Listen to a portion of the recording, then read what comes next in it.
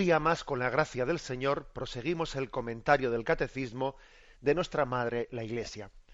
Queremos hoy concluir el apartado con el que se introduce el Catecismo, una introducción que empieza hablando del deseo de Dios.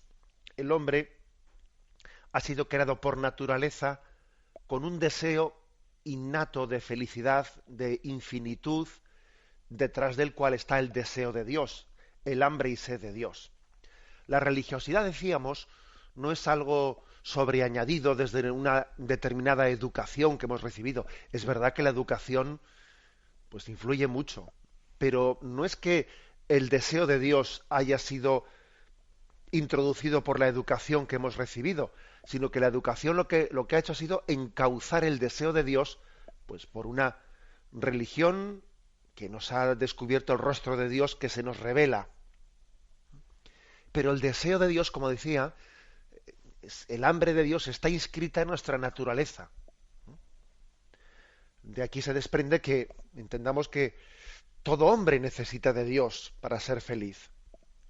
Todo hombre lo necesita. No se trata de una determinada sensibilidad que satisface a unos y sin embargo, bueno, pues no, otra parte de la población no siente tendencia hacia ello. No, no. Dios es la plenitud de todo ser humano, porque todos llevamos inherente, ¿no?, dentro de nuestro ser esa tendencia a Dios. Bueno, por lo tanto, en este capítulo es esta la tesis fundamental, ¿no? Y se termina con el punto 30, se termina diciendo esto: se alegre o alégrese el corazón de los que buscan a Dios. Salmo 105, versículo 3. Si el hombre puede olvidar o rechazar a Dios, Dios no cesa de llamar a todo hombre a buscarle para que viva y encuentre la dicha. Pero esta búsqueda exige del hombre todo el esfuerzo de su inteligencia, la rectitud de su voluntad, un corazón recto y también el testimonio de otros que le enseñan a buscar a Dios. Bueno, después de haber expuesto esa tesis que antes he dicho, termina diciendo de esta manera. Bueno, se introduce con este texto de un salmo: alégrese el corazón de los que buscan a Dios. Hemos sido creados para buscar a Dios. Tenemos esa tendencia innata. Bueno, pues yo creo que cuando ejercemos esa búsqueda, cuando la estamos poniendo en práctica, cuando el hombre vive como ser religioso que es, ¿no?, por naturaleza, buscando a Dios, alégrese, sea feliz, porque está buscando lo principal, está buscando aquello para lo que han sido creados, ¿no? Quienes buscan la verdad buscan a Dios aunque no lo sepan, y sean benditos, sean bienaventurados, sean felices por ello. O sea, es decir, que el hombre es un buscador, y el que busca, dichoso sea. Dichoso sea. Lo peor que le puede ocurrir a alguien es que pierda ese instinto de búsqueda, porque eso puede ocurrir entre nosotros, que esta sociedad materialista pues nos engañe de tal manera, o nos someta de tal manera, nos esclavice, nos llene de apegos y perdamos el instinto, ¿no?, el instinto de buscar a Dios. Luego el Salmo quiere que los que buscan a Dios sean felices por ello. Es verdad que no le vas a encontrar plenamente en esta vida, vas a tener como encuentros parciales con Él, y que va a quedar para el cielo, para la vida eterna, va a quedar la satisfacción plena de ese deseo que tienes, ¿no?, de conocer a Dios. Ese deseo va a ser satisfecho en esta vida, pero parcialmente. Pero bendito sea Dios, ¿no? Bendito seas tú, bienaventurado seas, porque estás buscando. Estás buscando. Y recuerdo que hace poco pues una joven me hacía la pregunta de decir, bueno, ¿yo cómo puedo buscar más a Dios en mi vida? Porque tengo una sensación de que mi vida espiritual pues es incompleta, y me faltan más medios de búsqueda, me quedo en algo superficial, no profundizo lo que debiera de profundizar, etcétera, ¿no? Algo así me decía en su pregunta. Y bueno, a mí lo que se me ocurrió responderle es: mira, en primer lugar, dale gracias a Dios porque tengas esa conciencia. esa conciencia de querer buscar más, de no quedarte, de no resignarte a quedarte en lo superficial, de entender de que has sido creada para buscar a Dios y sentir esa santa insatisfacción, ¿no? Bueno, eso creo que vas por el buen camino, le dije, ¿eh? Vas por el buen camino porque para eso has sido creada. La vida es para buscar a Dios. La muerte es para encontrarle, y la eternidad es para poseerle, ¿eh? Decía esto un sacerdote conocido. La vida es para buscar a Dios. La muerte es para encontrarle, es el encuentro definitivo, ¿no? Y la eternidad es para poseerle. Bien, pero la vida es para buscarle y nuestro encuentro también va a ser proporcional a la búsqueda. Y lo que es una auténtica paradoja es que nos pasemos esta vida olvidados de aquello o sea, aquel con el que nuestra vida va a compartir, o sea, con el que vamos a compartir la eternidad y para quien estamos creados y por quienes hemos sido creados. Es una paradoja, ¿no? Vivir fuera de esta perspectiva de búsqueda de su rostro. Hemos sido creados por Él y para Él. Y lo lógico es que mientras tanto busquemos su rostro. Bueno, y además podríamos decir que solo el que busca, el que lucha, el que se cuestiona, el que sabe arriesgar, ¿no? Podrá ser feliz. Y terminaría yo comentando este versículo del Salmo 105, 3, con el que se abre este número 30, alegres el corazón de los que buscan a Dios, diciendo que es que el que busca, de alguna manera ya ha encontrado, porque si no hubiese encontrado, no tendría ese afán de búsqueda. Eso lo decía Pascal, decía, no me habrías buscado si no me hubieras encontrado ya. O sea, de alguna manera algo ya has encontrado. Porque si no hubieses encontrado nada, no buscarías. Has percibido algo, que Dios es grande, de que Dios es bueno, y aunque te falta mucho todavía, eso poco que has percibido te ha dado un deseo grande de búsqueda. Has saboreado un poquito la grandeza de Dios, y entonces ya te has sentido atraído por Él. Bueno, pues esto creo que es importante, ¿eh? También decía San Agustín, busquemos como buscan los que aún no han encontrado, y hallemos como encuentran los que aún han de escudriñar, pues cuando se ha hallado algo es cuando se empieza a buscar. Bueno, básicamente es la misma expresión de Pascal, ¿no? Mira, cuando has hallado algo, en realidad es cuando empiezas a buscar con verdadera determinación, porque entonces es que cuando dices, aquí hay algo grande y yo no lo había todavía explorado, o sea, había estado distraído en otras cosas, ¿no? Bien, la afirmación primera, alegres el corazón de los que buscan a Dios, continúa de la siguiente forma. Dice el catecismo, si el hombre puede olvidar o rechazar a Dios, Dios no cesa de llamar a todo hombre a buscarle para que viva y encuentre la dicha. Es decir, mira, aun en el peor de los casos, vamos a suponer que aunque hemos sido creados para Dios, bueno, pues nos veamos engañados por el pecado, por este mundo, de manera que perdamos, en buena parte por lo menos, perdamos el instinto de búsqueda de Dios, ¿no? Aun en ese caso, aunque tú dejes de buscar a Dios, Dios no deja de buscarte a ti. Tú no le pidas a Dios que deje de buscarte a ti.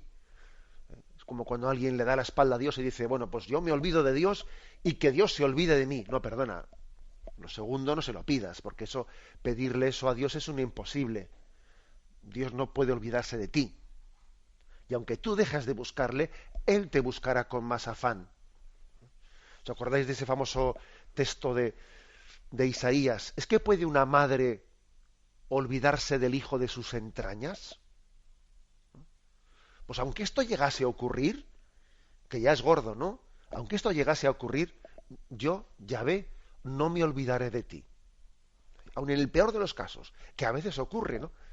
Fijaros también lo que es que algunas madres se olviden del hijo de sus entrañas, ¿no? Cómo puede el pecado llegar a nubilar un corazón materno, pues para desentenderse de él, para poder llegar a cometer, por ejemplo, el pecado del aborto, tal o cual.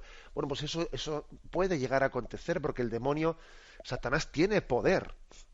Pero aun cuando eso ocurriese, Dios no se olvidará de nosotros. O sea, es una diciendo, tú igual no buscarás, pero Dios te busca a ti. Y en el fondo tu búsqueda es una respuesta a la búsqueda de Dios.